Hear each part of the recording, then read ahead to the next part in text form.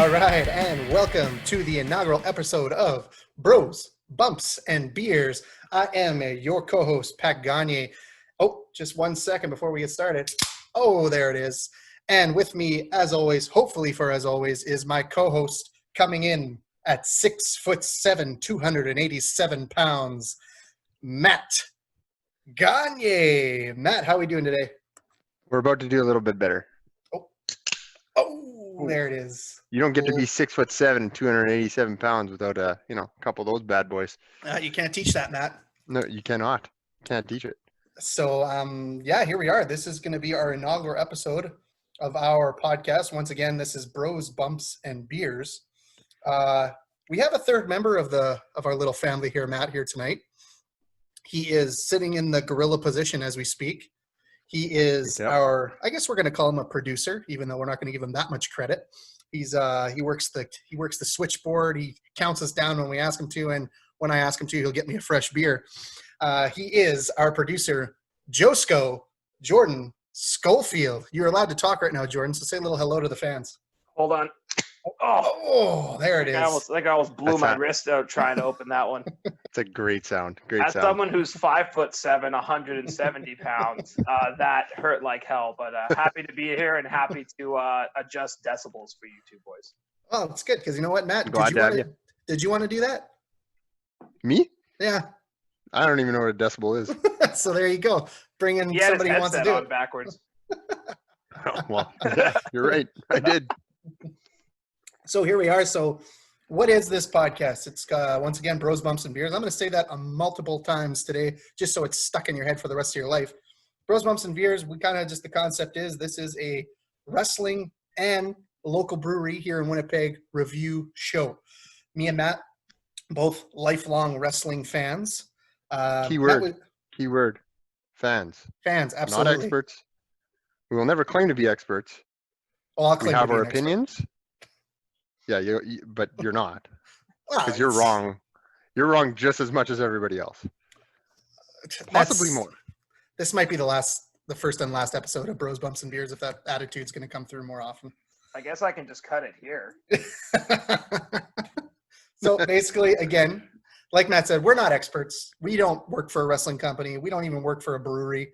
We are just two guys who grew up. First thing that was done for us as kids is, hey, we don't need a babysitter. Here's a TV, plop you in front of that, and you're watching wrestling, and that was the babysitter. Great parents we had. And by the way, yes, our real names are Matt and Pat. Our mother, absolutely no creativity. Lazy. Just straight up lazy. Just so lazy. Great lady. Don't tell her I told that because she'll come and kill me. She will not listen to this, so we'll be fine.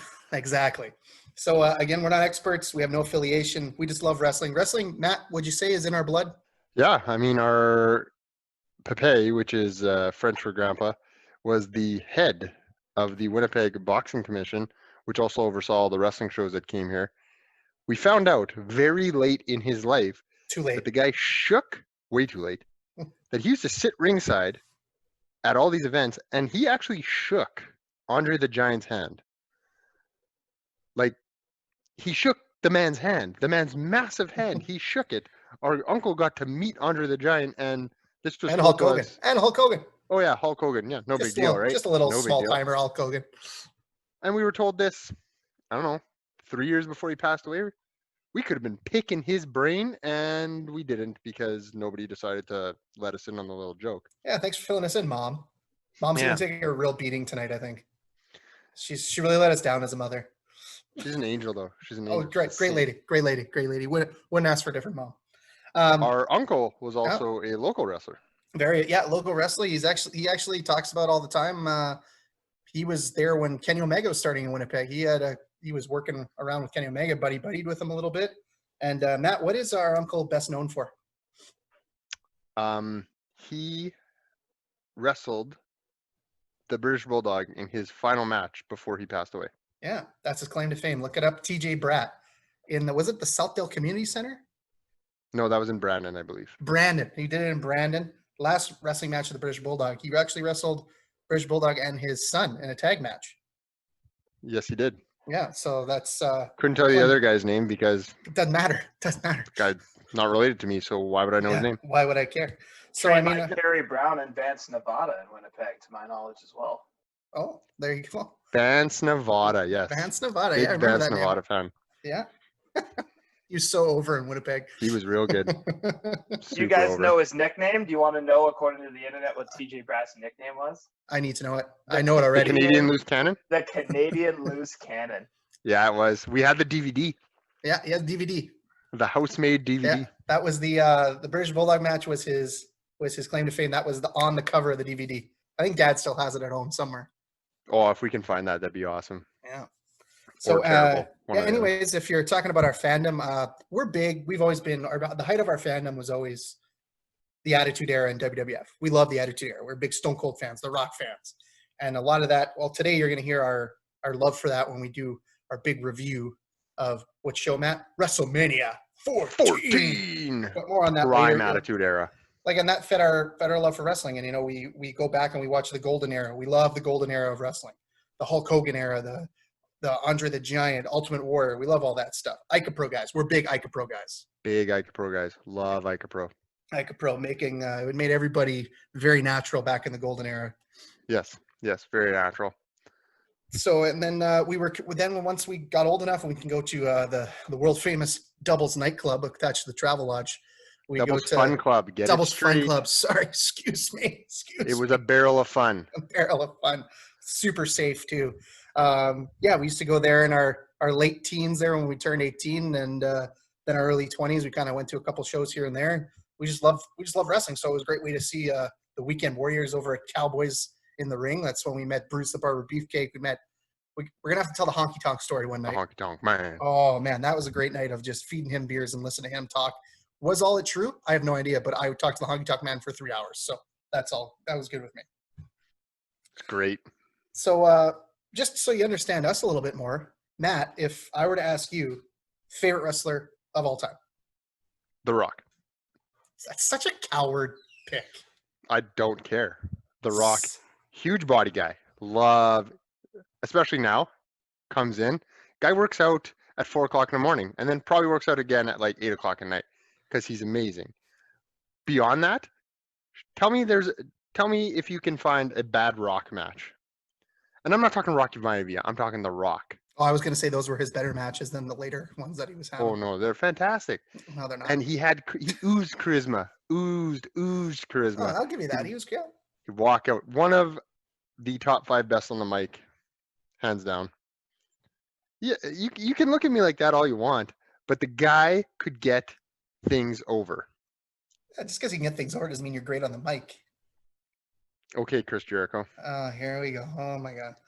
Yeah, well, if you're gonna come at me, I'm gonna come back at you. Pat. Anyways. Who's your favorite wrestler of all time? Oh, that's not even a question. It's the best there is, the best there was, the best there ever will be, Mr. Bret Hart. And I'm not talking Bret Hart now because Bret Hart now is kind of a whiny little He was always a little whiner. sissy. No, he was the best there is, best there was, and best there ever will be. The pink But and then black you read his attack. book and you realize he was a whiner. Yeah, he's a little bit of a whiner. But if that's a guy you watch, have you ever seen a bad Bret Hart match? No, because they don't exist. Because he's easily one of the 3 best workers ever. Hey, and he was so polarizing. He was so big in Canada and such a heel in the States. You never seen that before, and it was so great to watch. And there's no bad matches. I can name more great matches about the Bret Hart than The Rock easily. Who drew more money? That doesn't matter. We're not talking about draw. We're not talking about draw. The whole package. We're talking wrestling here. Bret led a ship that was taken on water, and he was put in the worst position ever, and he showed loyalty to Vince the whole way. Yeah, The whole way? Sure he did. Okay, guys, if we're going to gang up on me, this isn't going to work, okay? Bret Hart, Before or after he punched him in the face? that was a great punch, though. Great punch. So, I'd like to whatever. see that punch. So, how about we Pat. move on? What's that? Let's give them a little insight into the current stuff, though. Current stuff. Okay. What is, or who is, your favorite current wrestler? Current wrestler? All organizations? Let's go all organizations. I'm not even going to go 1-1. We're going to say all organizations. Favorite wrestler right now? Cody Rhodes. Yep. Cody Rhodes. Yeah. I'm getting those looks. But if you go to AEW right now, first of all, Cody, the biggest miss in WWE history. The biggest miss. And then he goes to AEW. Sure, he has a little bit of creative control of the product, but little bit of creative control. You're interrupting me when I'm making my great point. When Cody's in a match, it is the biggest match on the card. No problem. Yeah, because he makes it the biggest match. By don't get me wrong. so, I like Cody Rhodes. I like Cody Rhodes, and Cody Rhodes puts on good matches. He's entertaining. But he's big because he's made himself big. that's what becoming a draw is. Can I ask a Cody Hold Rhodes on, question? hold on. Yes, go ahead. Go ahead, Jordan.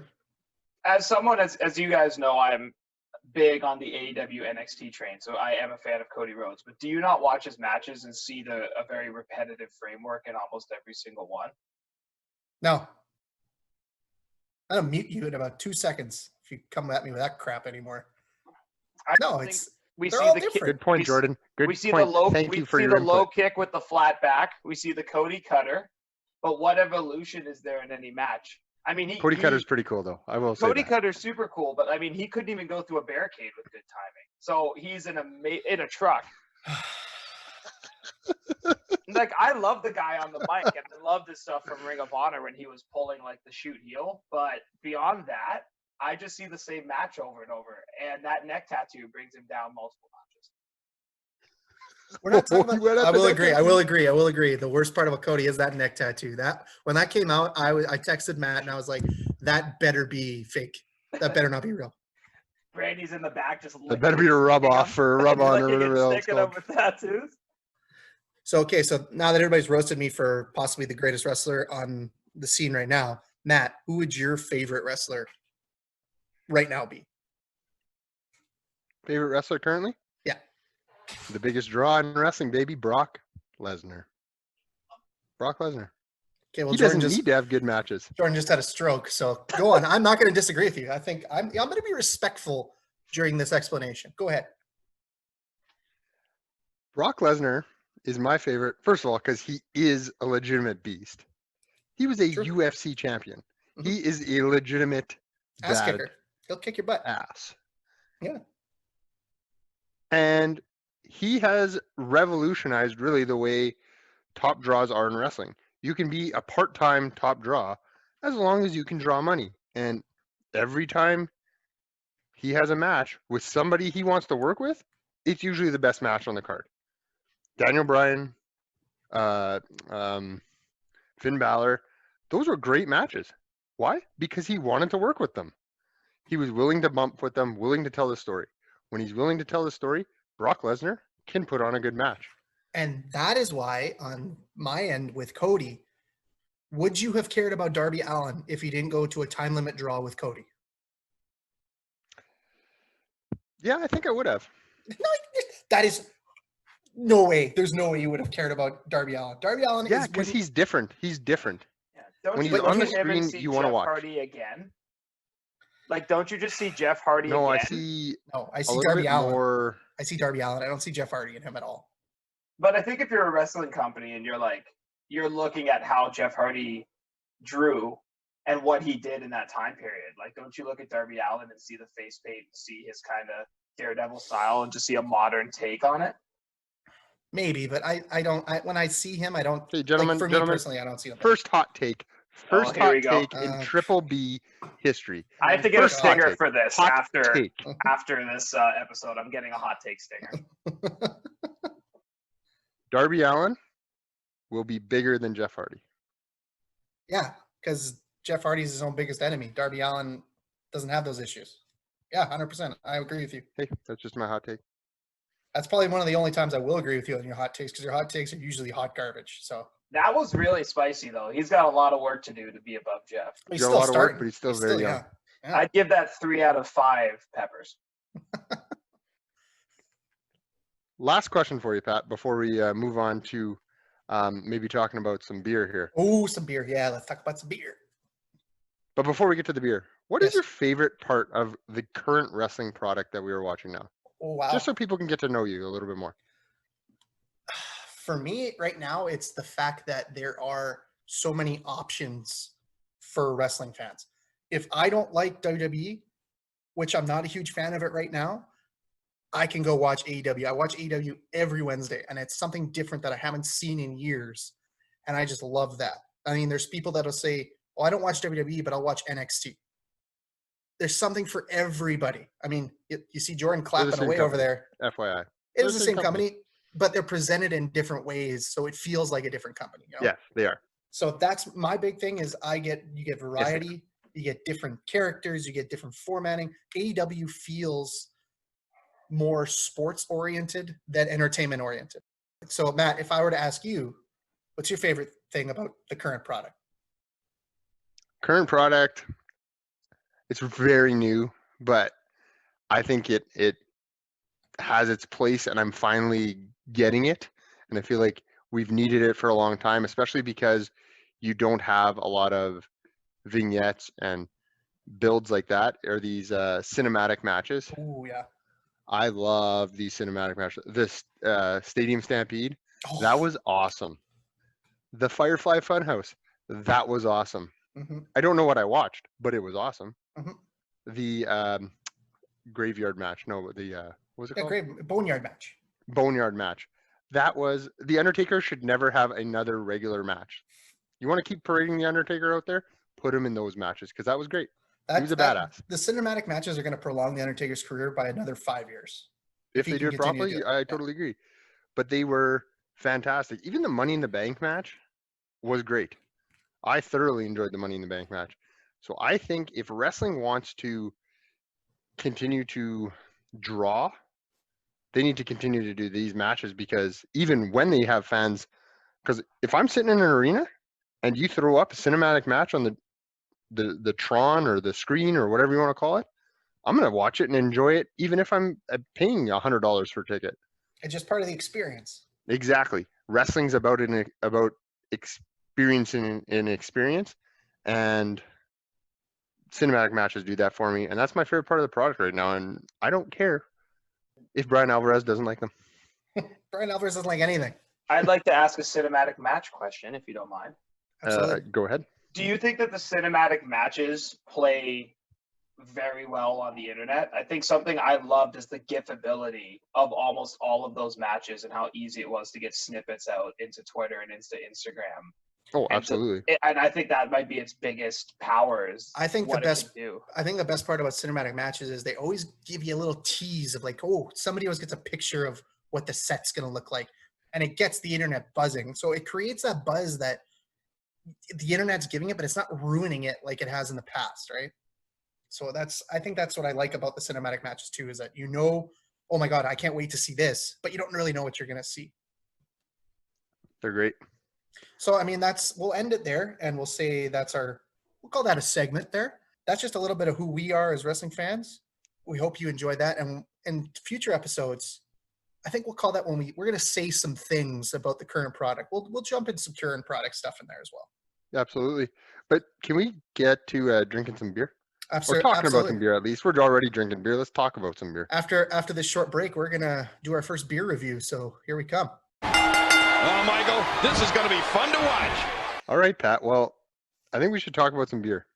You want to talk about some beer? That's why. Well, it's part of. I mean, if we don't do the beer part, the title of our show kind of stupid. It's a lie if we don't talk It about is a beer. bold-faced lie if we don't talk about beer. So I believe we are both drinking the same thing. Absolutely. That's first time for everything, right? Yeah. And another first time for something is I'm drinking a sour and enjoying the heck out of it. This is the sour. This is what Falls over the crowd. We are drinking Cosmos from Sucrums. It is a 4.75 ABU dry hop sour. Sucrums is a relatively new brewery in the city here. For those of you who don't know, Winnipeg, very up and coming craft brewery scene as far as Canada goes. They're producing some great stuff, and Cosmos is one of those things. Very citrusy, almost like a tropical kind of flavor, very aromatic, but it's a funky taste. The first couple sips you take the first time you drink it, man, you're like, I don't really know what I'm drinking. You know what it is? I think what it is the tartness of it. It's tart, and it kind of is like, ooh, do I like that it's this tart? And then it kind of eases itself in. You're like, it's better because of the tartness. But it tastes enough like beer. That's why I love it, because it doesn't taste like juice, the sour juice. Mhm. It tastes like a beer, which is my biggest thing with it. And I know Jordan's a big sour guy. So Jordan, have you had the Cosmos? Cosmos on Untapped, I believe it's my second highest rated Cosmos. And you're a notoriously hard rater. Oh so. God, he's so frustratingly tough. No, on I'm beers. notoriously accurate. And it's exhausting being this right all the time, but I make sure that I perform at a high level. So your takes on the Cosmos were correct, and I have nothing to argue against. So Jordan makes reference to Untapped. It's a great app on our phones. I just, due to the quarantine, I actually downloaded it because I'm like, hey, if I'm going to be drinking all these craft beers, let's make sure everybody knows it. So And our Untapped, friends wouldn't shut up about it, would they? oh, they wouldn't. Shut up. Non-stop. Untapped is on. great. I love Untapped. So myself, you could follow me on Untapped at Pat Gagne, Gagne, not like Vern Gagne. It's spelt the same as Vern Gagne, but it's actually pronounced correctly, Gagne. So Gagne. Matt, you're on Untapped as well. What is your little tag? I am at Gagne Matt because at Matt Gagne was taken. There's no way that was taken. That is the It was worst. absolutely taken. You know how many You're Gagnes there are in Quebec? 2 T's? Man, 2 T's on Matt, 1 T on Matthew. So I am Gagne Matt. Our mom's the worst. She's just the worst. Yeah. But so confusing. So you're gonna confuse everybody with that one. So just saying, nothing against you. It's just a stupid name. So, and Jordan, you're also on Untapped. What would be your tag? My tag. So do we want to move on to my beer? No, Or- I want you to tell me your tag. Yeah, like the game tag I grew up playing for years and years as a child. Is that what you mean? Or I want you to tell me your Untapped tag, Jordan. my Untapped tag is Uncle_Jemima 55. Okay, so there's a lot to unpack there. Let me just have a second here. So my issue with your name, the tag for your Untapped, who uses an underscore still? It's so upsetting. It's a space. That's an MSN thing. You could have just put it all together. I don't know why you put the underscore. It's offensive to most people. The underscore is the occupational gimmick of the Wow. tag names. Wow. First of all, don't age shame me. Okay. MSN was a great app. It was whatever fantastic. it was, email thing. Chat room. Messenger, chat room. Web-based chat. And second of all, when you have such a great PlayStation brand where everyone knows you're just such an elite talent, you have to keep your branding the same. And that's something that we're going to learn more and more on this one podcast. All right, let's mute Jordan and let's go on to our ratings for Let's rate Cosmos here, these. Pat. So I'll let you go, Matt, first. I'll let you go first. Now, I am not a notoriously hard rater. I have a couple 5s. This is not one of my 5s. But essentially, if I can drink multiples, I'll give it 3.5 or higher. If I can drink multiples and every time I crack a new one, I take a sip and I go, oh yeah, that's the stuff. Usually it's 4 or higher. This, I gave a 4. On a hot day, you could crack 10 of these and you would get the, oh yeah, every time you crack one. You'd and also take a wake sip. up with the worst headache of your life, but Yeah, that's pretty much every time I drink craft beer because I usually drink multiples. So yeah, Matt might be the fastest drinker I've ever seen. Like, he doesn't chug. It's I'm not a just I'm it's not a just good fast. chugger. I just No. drink quickly. You I blink do and Matt's everything in done life 3. quickly. I Yeah. eat quickly. I drink quickly. We'll just Leave move it at on that. to Leave it at Pat's that. rating. Leave it at that. Yeah. So for me, I'm just everybody should just brace themselves and ready to shake their head. This is my favorite beer of all time. This is my favorite beer. Jordan already knows what's coming because he's already rubbing his eyes. This, ladies and gentlemen, this beer is a 5. This is a 5 beer. This is my God. the best beer I've ever had. This is my favorite beer. I mean, everybody's entitled to mistakes in life. Our mother had a second child, who was you, and you rated this a 5. Is it a good sour? Yes. It's the best sour. Can I ask a question, Pat, please? If you must. What happens if you find a better sour? Then it's just another 5, Jordan. You can have a lot of 5s. You can just say they're all very good and you give them all 5s. You don't have to be a dick and make your rating system so incredibly hard to reach a 5 that you feel so bougie to the point that you have, oh, this is a very good beer. Oh, would you give it, Jordan? Give it like a 4? No, 3.5. Like, you just come off as a dick. This is just turned into a personal assault. I'm just It trying is. to make sure It is. rating systems just stay wholesome. Okay, Dave Meltzer, calm down. Unbelievable. Jesus. Would you consider if you drank a sour that was better than Cosmos? Mm-hmm. Which there is in Winnipeg. That's a dare. If you drank a sour that's better than Cosmos, would you decrease Cosmos rating or just give another 5? No, I would just give another 5. I have 4 5s on Untapped. I have 4 5s. Are they all the same type of beer? Yes. They're all sours. I have a problem with that. We haven't discussed this, and I have a problem with that. You know, this. You know what? This could be a discussion for another time because I'm not getting into this right now. Jordan, what beer did you drink, and what beer did you give 2.75? I'm drinking the Lone Grown, a Saskatoon Milkshake IPA from Barnhammer. And Delicious. I mean, this is something where, as you guys know, not a big IPA guy typically, but the more I get into the offshoot IPAs, you go milkshake IPA, sour IPA, I just can't be much happier than that. So the Lone Grown got a 4 for me, which is a high score in my rating system. Ladies and gentlemen, This he gave it a 4, which means he really likes it. likes it. So this is a beer I've drank since it came out a couple weeks ago. I've had 16 Lone Growns. 16? Lone Growns in that span. You got problems, man. You got so many problems. Yeah, ever since this COVID stuff popped off, I think I single-handedly put some of these companies in the black with the purchases. But I love this beer, and I love Barnhammer, and Can we just all agree though? The local beer scene, top notch right now. Oh, for a they're city producing this good size, stuff. hell yeah. Yeah. So we'll leave it at that. And once again, Cosmos for me is a 5. You got Matt who gave it a 4, I believe. 4. And Jordan's Milkshake IPA. Blueberry Milkshake IPA. Saskatoon, sorry. Saskatoon with lactose. Excuse me. Sorry. Don't be intolerant. Jordan gives it a Yeah, Jordan gives it a 4. So once again, you can follow me on Untapped at Pat Gagne, Gagne. You can follow Matt at the very confusing at Gagne Matt with 2 T's. And you can follow Jordan, our beautiful producer, at Uncle _ so offensive, Jemima 55. So, and when we come back, Matt, I think it's time for the main event of the evening.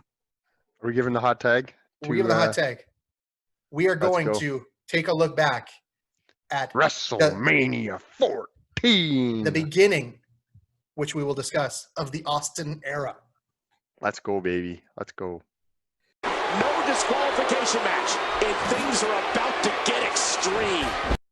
All right, and we're back. So it's time. Here we are, WrestleMania 14. Matt, The main event. can you please fire it up for us? WrestleMania 14, go for it. Hold on. If we're going to go into this. Oh, That's boy. a reload, folks. That's a reload. That's another. Needed a little stout here. Need some protein to get me through this. Oh, that's delicious. All right. WrestleMania 14, March 29th, 1998. We are in the thick of the Attitude Era in 1998 at this point. It was in Boston, Massachusetts. Just Boston. It was in Boston. Everybody knows where Boston is. It was Boston. If you don't know where Boston is, look on a map. And it was at the Fleet Center there in Boston. 19,028 people. Fun fact, Pat. Oh, I can't wait. Fun fact. This was the largest gate ever in a arena or at the Fleet Center. I don't recall exactly what it said, but it was $1 million gate. It was over $1 million. Jordan, you want to fact check that for me, please? Yeah, because that was a hot mess there. But that was a bit of a hot mess. But there was $1 million made at the gate for this event. I mean, I could see that. It was pretty packed. It was a pretty good crowd that night. Yeah, they were pretty hot. They knew what they were about to witness, which So we're going to get to. But you know what they witnessed right away? Like, Hot garbage. oh my God, like the stage that was there for all that this show was, it was the beginning of the Austin run with the title. That stage, the silver circle with the curtain. Yeah, that was underwhelming at best. What was not underwhelming, JR and Jerry the King Lawler in their prime, Oh, just being fantastic. just those two alone. They were so on point that night, and it was what you loved about the Attitude Era commentary. It was those two. JR is hitting everything, giving you goosebumps. Lawler was slightly inappropriate at times, but perfect for the time. Slightly inappropriate at times. Oh, He was low key, always inappropriate through most of his run. so we're gonna jump into some matches here. So what's gonna happen? We're gonna tell you the match. We're gonna give you a little background on it. We're gonna tear it apart, and then just because he's the rating guru of wrestling, Dave Meltzer, we'll give you his rating, and then we'll both jump in for with our ratings on 5. What? Do you guys want the gate before we go? Yeah, absolutely. Yes, What was the please. gate? Okay. So that's, I mean, obviously it's been surpassed ridiculously. So if we're talking just gate, oh, bloody hell. The website gave me the pay-per-view buys and didn't give me the gate. So I'll just do some math. The pay-per-view buys was 730,000 buys in 1998, which is still impressive. A lot of money. 19,028 bought tickets. You know, if you just do some basics on that, that's clean over 6 figures in 1998, I bet. Just running off like a $50 buy. So hella impressive for the time. But they actually beat the last WrestleMania by 237,000 buys year over. Wow. That just proves that's the magic of WrestleMania Austin. 13 to 14. So I And mean, WrestleMania 13 was decent. So WrestleMania, that was good. That was a good card. yeah. So we'll talk. You guys are going to talk about some draws that explain why 237,000 more people watched for that era. Absolutely. Well, absolutely. So yeah, we jump right into it. None of those draws were in this first match, by the way. Oh my God. The first match was the 15-team tag team battle royal, in which one team gets an entrance. One team gets an entrance, and it was the re-debut of the Legion of Doom. They were the LOD 2000 coming out, Sunny coming out with the flame bra, which was peak Sunny. Yeah. Unbelievable. I was how old? I was 11, and this is the first pay-per-view I ever watched live. I went to a friend's house to watch it. 11-year-old Matt was very happy when Sunny came out. You were Did you very need aware. a pillow? Probably. So, Definitely yeah. did. So they got LOD out there. Huge pop. You're never disappointed with the Legion of Doom pop. One of But the who's legendary winning pops this in match? wrestling. Who's winning this match? I'm telling you right now, LOD is. And why? Because they're the only ones who got an entrance. And everyone, there was makeshift teams in the ring, after that. The best part about it is the second best team in that match was the new Midnight Express. But tell me who Bart Gunn's partner was in the new Midnight Express. Bob Holly. That team is not beating the Legion of Doom. You know who could have? Who's that? Those two bald guys from DOA. What was their names? I don't even remember. Skull and 8 Ball. Oh, Very Guys, original. are you telling me the team of Sniper and Recon? whose own partner eliminates them? Yeah. Okay, I'm just wondering if the team of Sniper and Recon were getting over. Those are great No. names. Those are great names, though. That was the Truth Commission, I believe, and they were not getting over. Yeah. So let's just dive. The best part about this match was the rules. So you had 15 teams in the ring. If your partner gets thrown out of the ring, you're out of the match as well. The team's eliminated. The best part about this match was at a certain point, Mark Henry, I think he was teaming with D'Lo. D'Lo gets chucked out of the ring, and for about 2 minutes, 2 or 3 Mark minutes, Henry stays in the ring, eliminates 2 teams, and then a ref finally gets on the apron and goes, "Hey, Mark, you're out." And he goes, "When did that happen?" It was such a garbage fire. It was absolutely atrocious. You know what this match was, Matt? If I had to compare it to something, it was a diarrhea fart. A diarrhea, you're going to fart. It's going to be bad. It's going to be a little smelly. You're not expecting anything good to come out of this. and then you do it, and it's just 100% worse. Solid opening for a Depend sponsorship. Oh my god, yeah, it was bad. Yeah, it wasn't good. I mean, It was way too long. aren't good to begin with, but this was punches, kicks, and the eliminations. You couldn't keep up with them. I really don't want to agree with you on this, but I have to because it was just not good. Jerry the King Lawler was really putting over Brian Christopher the whole match, though. It was like it's his blood or something. Do you guys think, looking back, that a match like this is perfect for like splitting up a team? Because naturally, you have one guy go over and blame the other guy. Like, is there anyone in this match you would have loved to see maybe take on? Like, could you have split up Mark Henry and D'Lo and have them take a run? I would have didn't loved. care about anybody in this match. I would have loved Fair if enough. every team broke up after this match. That's how bad the teams were.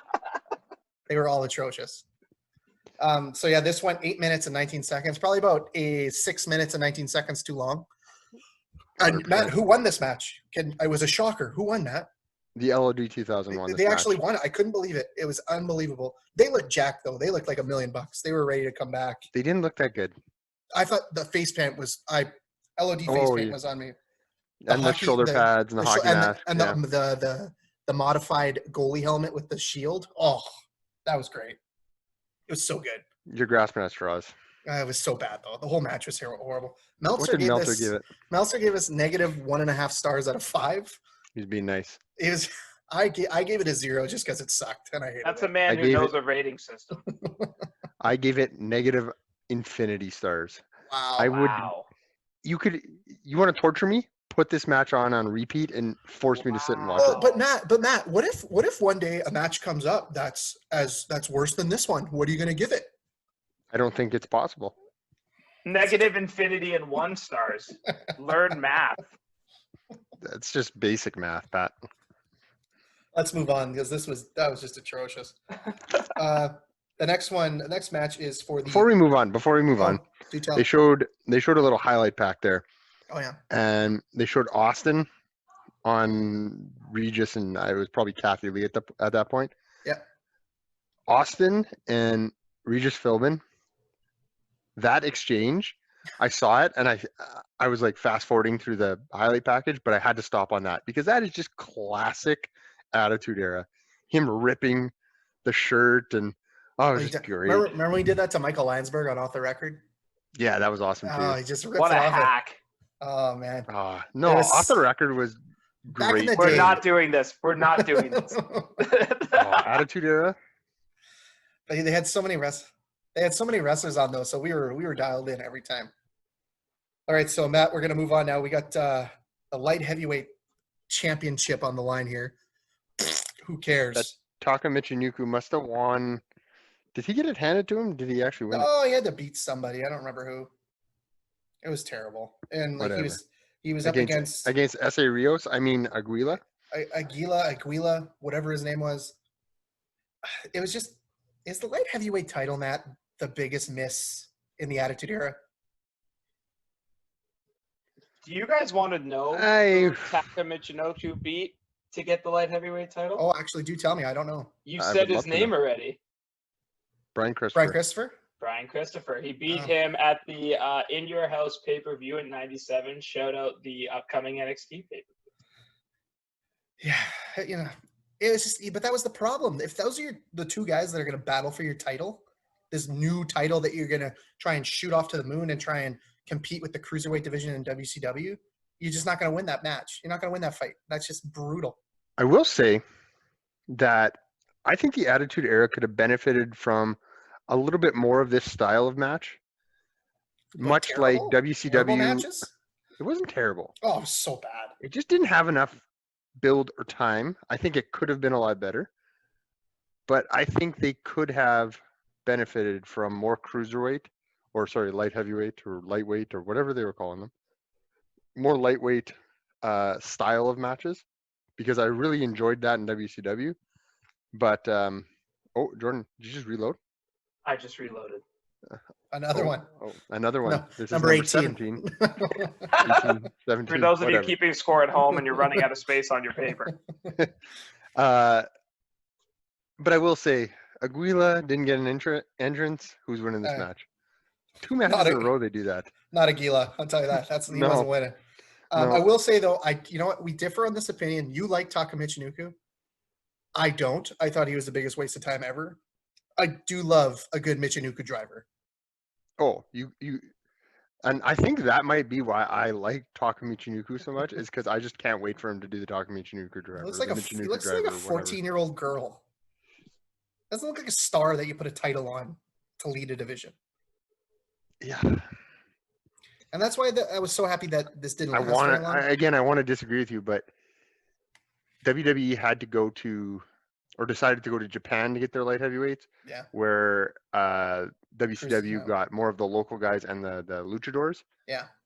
And I just feel like WCW ended up lucking out there, Yeah. getting the luchadors Well, and the guys that were a they little bit jumped more. on it, right? They were a little early. They jumped Yeah, on they it, were right? earlier.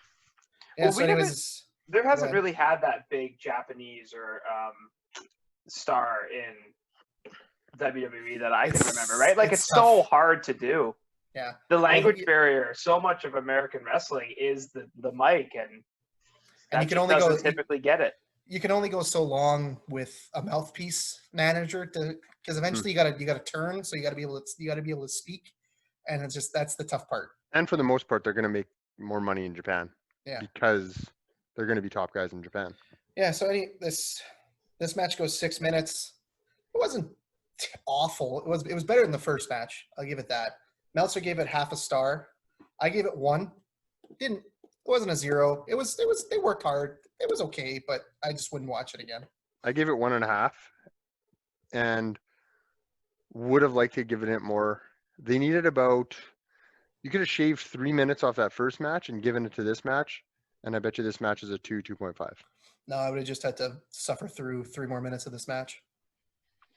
Well, Does this encapsulate that era though? Like you just have a few nuggets of gold amongst a pile of shit.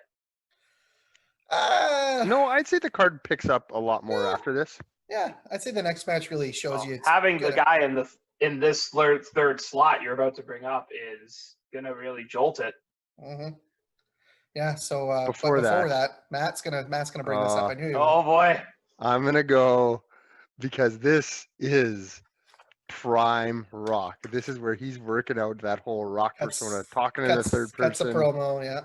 He's doing an interview segment, like a sit-down politician interview segment with Jennifer Flowers, who apparently had an affair with Bill Clinton or something. I don't know. Cool. I don't even know. Get who in she is. line.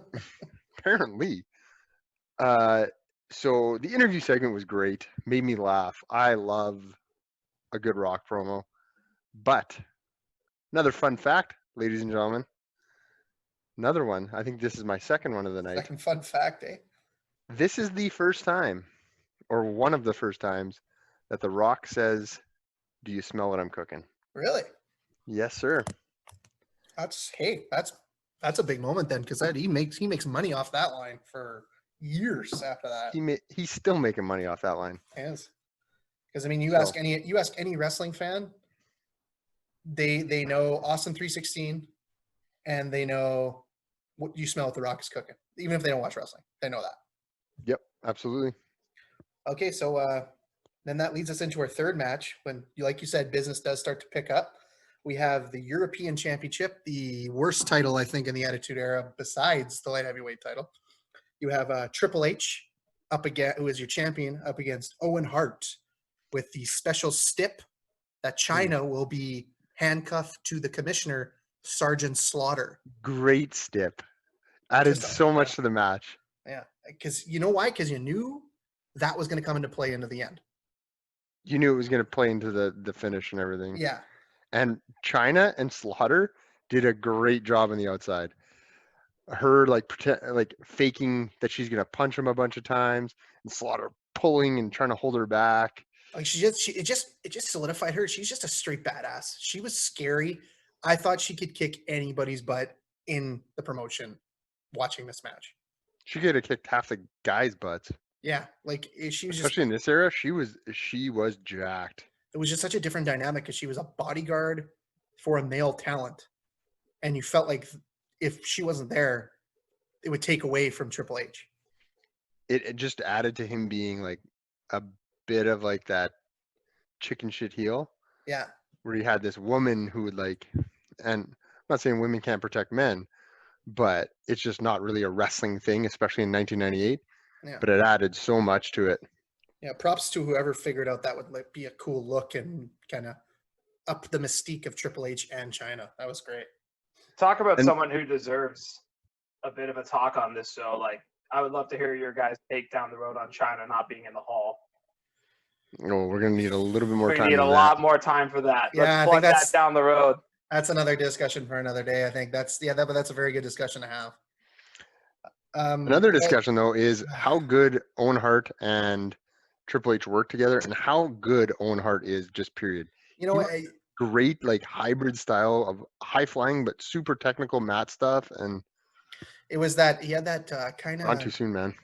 he had that like Japanese style mixed in with that Hart dynasty style. He was so crisp and so great. You could tell he was leading the match. He was hurt in the match. He was legit hurt like that. His ankle was really messed up. Took his cast off that day. Yeah. So like, and you know, he actually passed away almost a year to the day to this match. Like that's like you only get a year of Owen Hart after this. Like that's sad, man. You know what else is sad? That's the only pay-per-view our dad ever bought for us. And that's in the time when you had to go and get the box from the cable company. So our dad never bought us another pay-per-view after that.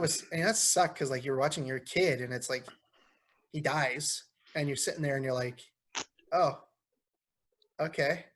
Cool. You look back at dad and he's swearing up a storm. Oh, that's just a bunch of bang. There's a bunch of can't believe this. He's dead. He died. Dad was just I mad paid that. $60 for this. Yeah. So What a dad response. yeah. Right? So it was. Yeah. It was like, and you know what? I've been ever since watching that Dark Side of the Ring episode with Owen. I rewatched a lot of his matches on YouTube, like stuff I hadn't watched in years. Him and Brett's the better technical guy. Owen is more of the high flying, but they're both mixed in. If you were to ask me who the better worker is, they're both the same level, honest to God. They made magic together too. Like I'm sure Oh. one day we'll do WrestleMania 10. Oh, Such a good match. that's one of my favorite Bret Hart matches of all time. And it was just you could tell they were barely even speaking in the ring. It was just they were flowing with it. They just knew what the other guy was doing. Yeah. Yeah, and you could tell Triple H was following Owen during the whole match. It was a really good match. Not a great match. Like it's not one I remember, but when you watch it, like, oh, this is good stuff. It was a predictable story, and I think that takes away from the match a little bit. Yeah, and you know, so Triple H actually wins. These guys go 11 minutes and 29 seconds. China kind of does get involved. Throws the mystical powder into Sergeant Slaughter's face. Hits Owen with a low blow. And it's over 1, 2, 3. Meltzer gives it 3 out of 5. I gave it a 2 just because, like you said, the ending was so predictable. I knew it was coming. I gave it a 3. I agree with Meltzer. I thought it's above average. Average being that 2.5. It was above average. It was entertaining. I'd watch it again. Oh, absolutely. I'd watch it again for sure. So why'd you only give it a 2? Because it's not as good as other Owen matches. Just like Cosmos might be as good as other sours. You know what I don't appreciate? I gave you a great intro on this show, and ever since we started, you've been spitting on me with your hate. I like a good Cosmo. It's a 5. So you know what? I think everybody just needs to back off. Right? Just say smarter things. Matt, are you okay? Is the burden of being right weighing you down? No, I have big shoulders. I'll be 6'7". All right. This will be the last episode of Bros, Bumps, and Beers. I'm not I going to feel like you're going to say that a lot. This is dangerous, JR. This is real dangerous. Okay, and then we move on, and we got arguably one of the most anticipated matches on the card, believe it or not. You get the mixed tag. Maybe not the first, but I mean, you get the mixed tag match. You get Marvelous Mark Marrow teaming with Sable. let's go. Against the artist formerly known as Goldust, who always made me super uncomfortable. Very uncomfortable. He was with Luna Vachon. So they do this big, nice video package outlining the whole storyline. Marrow's jealous of Sable, but then wants to protect her. Goldust is creepy, and Luna messing with Sable, and Sable wants to get a piece of Luna, and it's all intertwined, and it's really fun, and everybody's looking forward to it. It's just artist formerly known as Goldust was just too much for me, man. I just couldn't handle it. But can I say one thing? Oh, there you go. Ow. That was real good. Hello. How's your wrist? Can I say one thing though, Pat? What's that? And I think you know where I'm going with this. Oh, that Luna Vachon is like low-key hot? Uh, I just clicked on her Wikipedia. you should not do that. Luna Vachon, low-key hot, right? Like a weird hot. Like I kind might, of like, I might have to destroy my computer. come on. She Yes, got her good her taste. gimmick was not her gimmick scared me. But what I was gonna ask you before you stop me in my tracks like that, is Sable one of the 5 fastest stars to get over with a crowd? Like I feel like all of a sudden she was just like over. Sable is the most important and the most over female talent in WWE history. Whoa. She is just above Miss Elizabeth, in my opinion. Wow. It goes Sable, Miss Elizabeth, China, and then probably Would you say Charlotte that's a Flair hot after that. take? Would you That's say not a hot take. That's not a hot take. That's just fact. That's just a fact. You know what else is a fact? What's that? Mark Marrow sucks. Oh my man. If Dustin Rhodes, the son of Dusty Rhodes, cannot have a good match with you, you suck. And Mark Marrow sucks. I would say they didn't have a bad match, but Goldust had his working boots on that night. He carried it. Carried the whole thing. him and Luna were, I wouldn't say the real stars of the match, but if him and Luna aren't in the match, I don't know if the match works. Because you know what? Those two, Sable has to look like $1 million in this match. And she came out, the pop was huge. The hot tag when she got in was She's huge. arguably the second biggest pop on the card.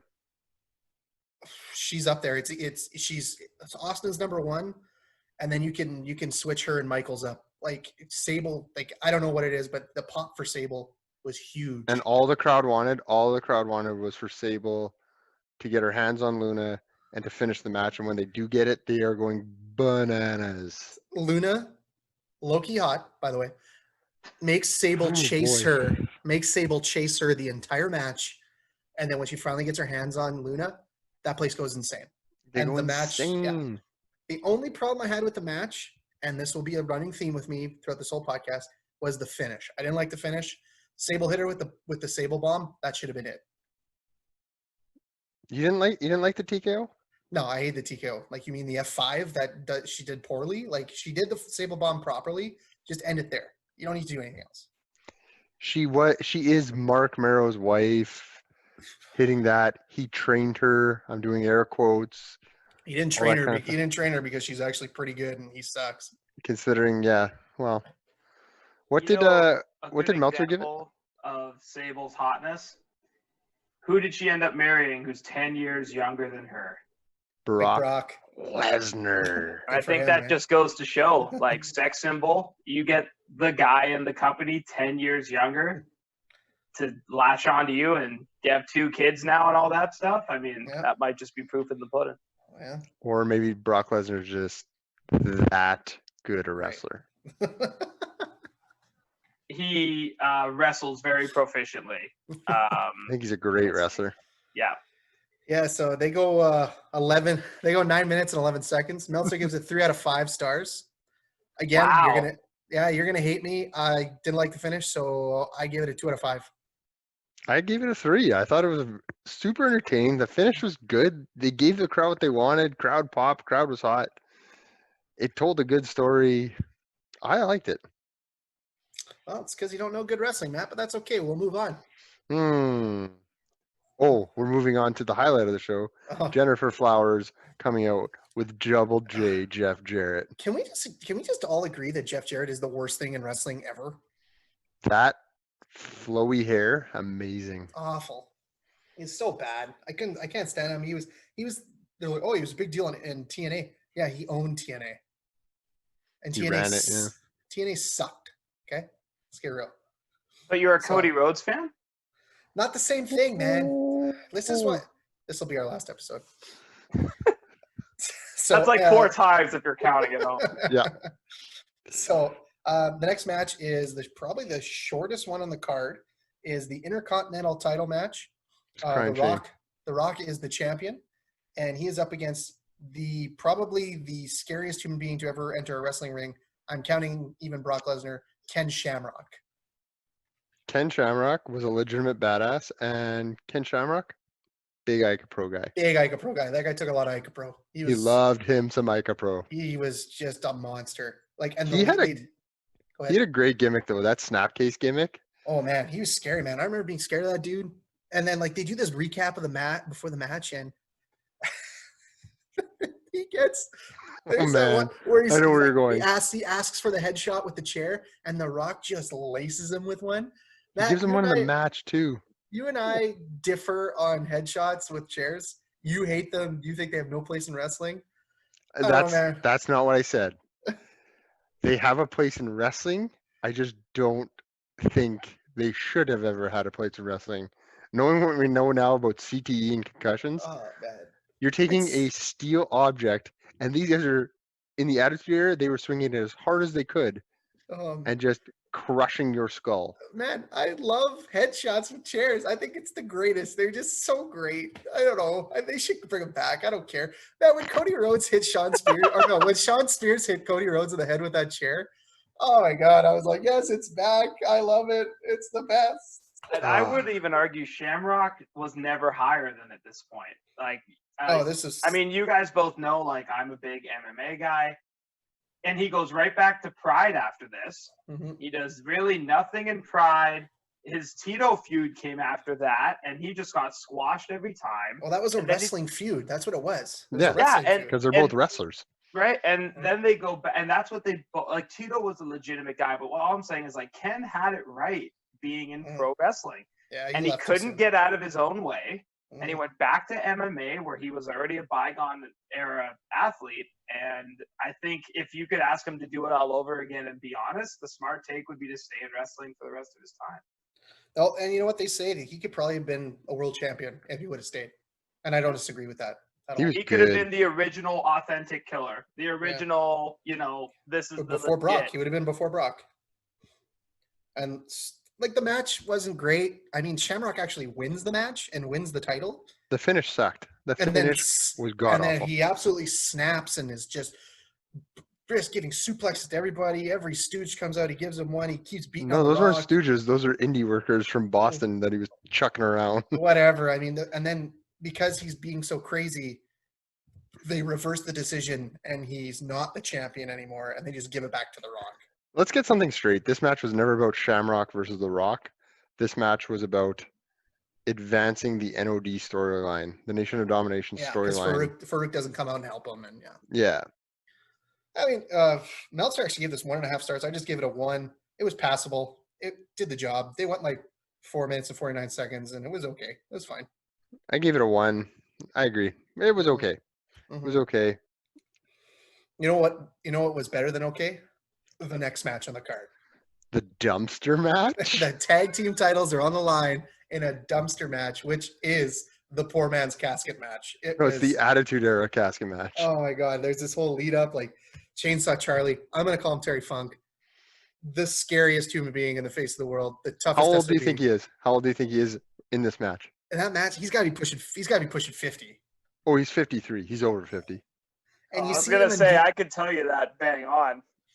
You're right. He was 53 years old at the time. I had to look it up. And you see him in Beyond the Mat, and his knees are just, there's no cartilage. There's nothing. He's bone on bone. He's in pain every time he takes a step, but he's taking these horrible bumps the whole match. Him and Foley bump their ass. They take the nastiest bumps this whole match. And they're against the New Age Outlaws. You knew they were just trying to get them over because that's just how they were. And they're the New Age Outlaws are the champs going in. My favorite part of the whole match, Matt, you know what part it is. I don't know what he hits cookie sheet over that. Like, I think it's Billy Gunn hits Cactus Jack over the head with a cookie sheet, and on cue, doesn't even think about it. JR says, well, that's illegal. That's as illegal as a headlock in this match. Yeah. Oh my god, I Pop always every go time. back and rewatch that. That is the Yeah. greatest line ever. Another good JR line is I think one of the guys falls into the dumpster. I want to say it's Terry Funk, and he goes, people at home, they're gonna say they just know how to fall, but these are athletes, and he just goes off about how like they're endangering their lives. They know how to like what? What are you even talking about, JR? I mean, like the match was as advertised. Lots of carnage, headshots with chairs, just big bumps, and the ending. I said made no sense. They were on a forklift, and then the New Age Outlaws just roll into the dumpster. Cactus Jack pushes them in the Oh, dumpster. shut up! No, he doesn't. And before you guys move on, how do you like the placement of the match? Like, I found it where it was on the card to be super interesting. Like, you have Ken Shamrock and that kind of heavy angle before it, and then you'll get into it in a second, but a pretty heavy angle after it, and then just some levity in the dead middle. Like, what did you think of the placement? I think they just took I think these are the three best matches they had to end it, and they just put them there. I think that's they were in the right spot. That's fair. The only place I could see this match being better, and modern WWE has kind of established that, is at the beginning. Yeah, leading it off. You could have let it off with this match and got the crowd absolutely frenzied. It's that New Day slot, right? Yeah. Instead they let it off. Said they let it off with the Midnight Express, for God's sake. The new Midnight Express. Yeah. So you're saying Sniper and Recon were not the main? Okay, just clarifying. God. So Meltzer give this match 3.25 stars. I gave it 3. I think it's probably to this point was the best match on the card. I gave it 3.5. I agree, best match on the card, and I will disagree with you. That finish was logical, and I don't know why it was logical, but I was like, of course he's gonna get up on a ladder and push them into the dumpster. For me, if the whole match concept is stupid and the ending is kind of stupid, I make peace with that because it makes sense. It's fine. Yeah. It's like a Steven Seagal movie. You know what you're getting. Ride the lightning. Oh yeah. Steven Seagal movie. Absolutely. That's a perfect analogy. Well, the next match is just the best piece of storytelling in the Attitude Era. Top 5 stories in WWE history, I bet. God, it's got to be up there. I would say even top 3. I'd even go that high. Wow. Yeah. So it's The Undertaker against Kane. They give these guys almost 17 minutes. And the best part of the match wasn't even in the ring. It was the whole storytelling piece before oh my God. It was Hellfire and Brimstone. That's what it was. It was Hellfire and Brimstone. It was so well thought out. There was so many layers to it. The match was okay. I just want to know, Matt, I'm a 30-year-old man. I still believe that they put the Undertaker in a casket, lit it on fire, and he just disappeared. I don't know where he went. And you know what? I don't want to know about the magic part of it. He just disappeared. That's it. I still can't believe they lit Kane on fire. His arm in the Inferno match? Yeah, they just lit him on fire. The whole story of these two, they do so many weird matches, but because it's them two, everything made sense. The post-match beatdown continues the story. The multiple tombstones shows like the ruthlessness. You did jump one key part. Pete Rose. Heat-seeking missile. Heat-seeking missile. He comes out. How about it? How about it?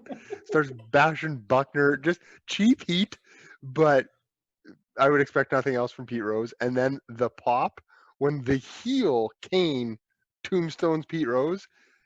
Oh, it was so well done. And it was good WWE because rocked in 1998. And it was good though because Kane just came in, did that, and it didn't take away from Taker's entrance. Because this entrance with Taker was so low key, but it was classic Taker, and it was so good.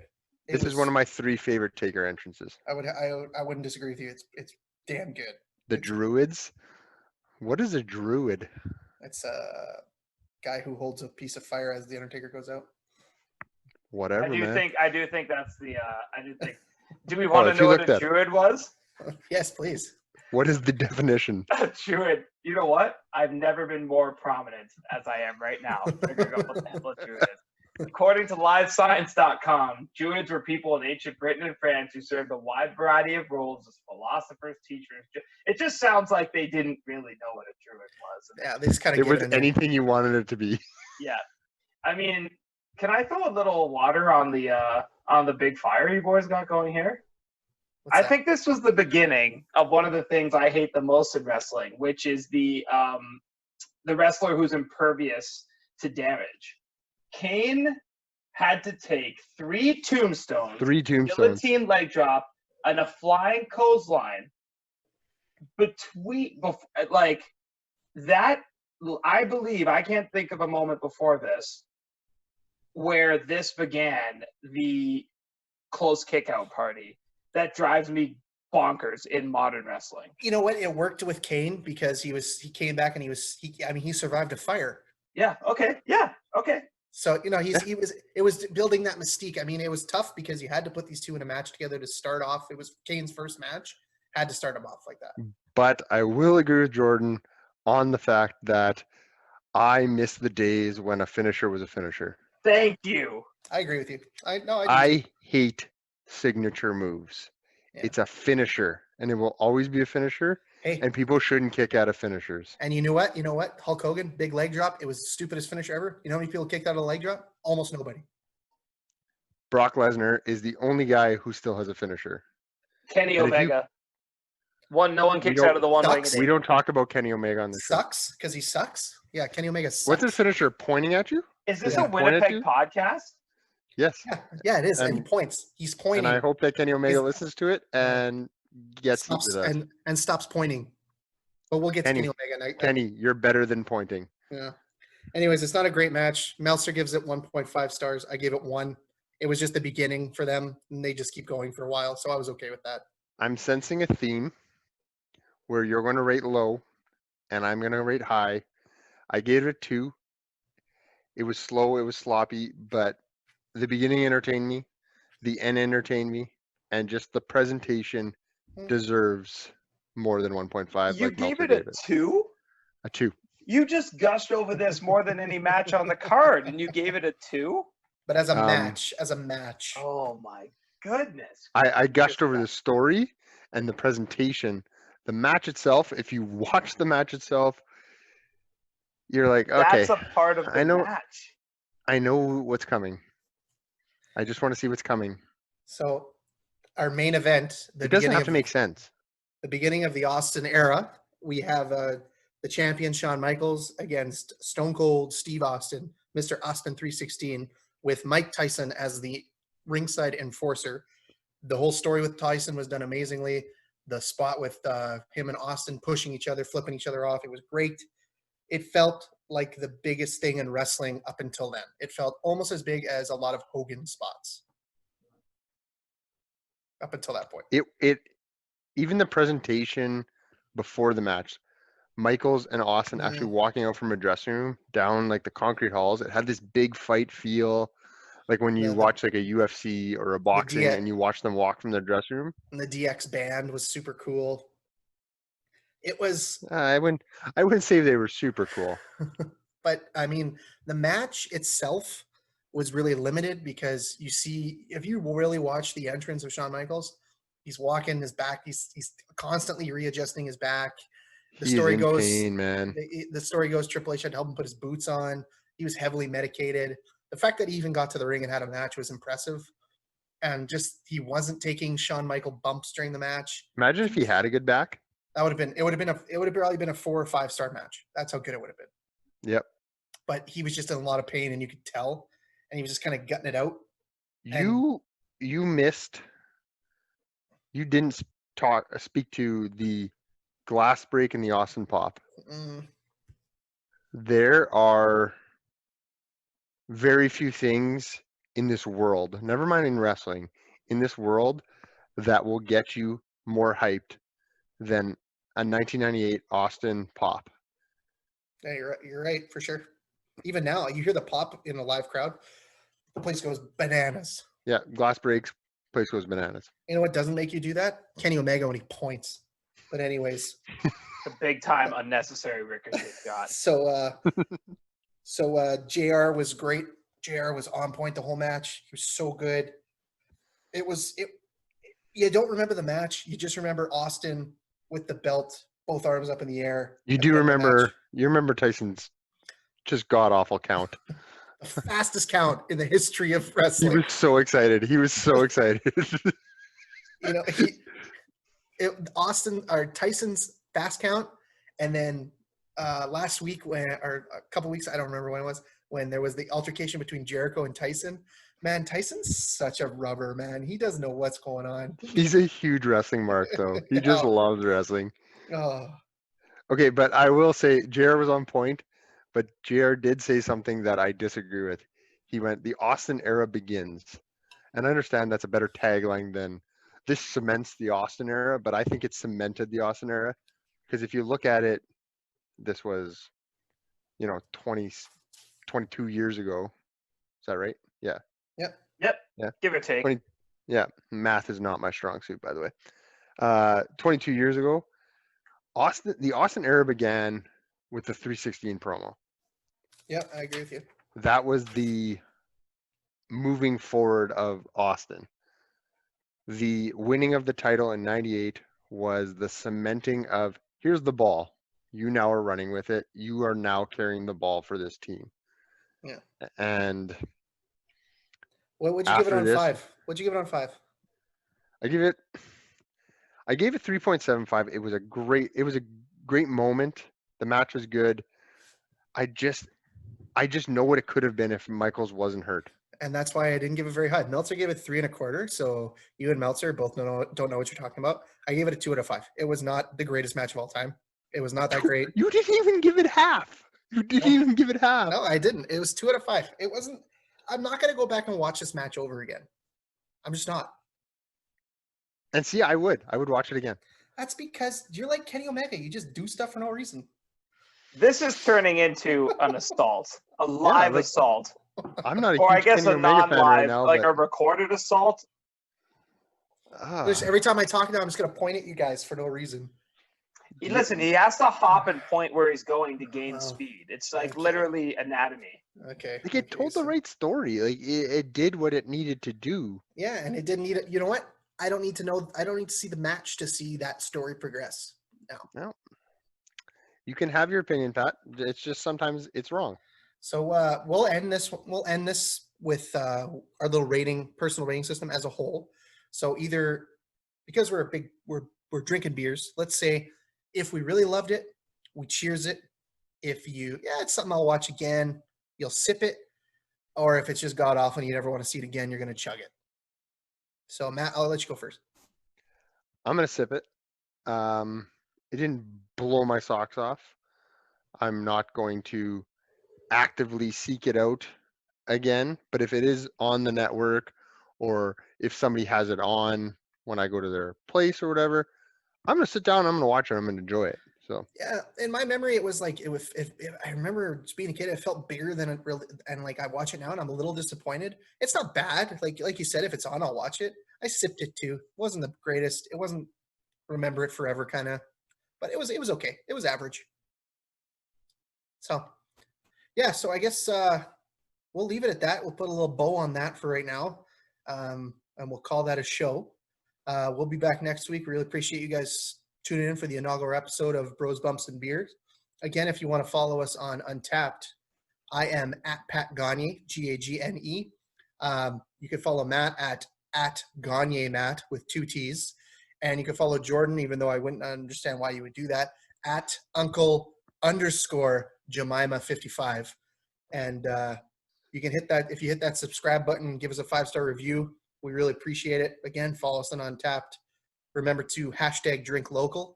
And we will see you next time here on Bros, Bumps, and Beers.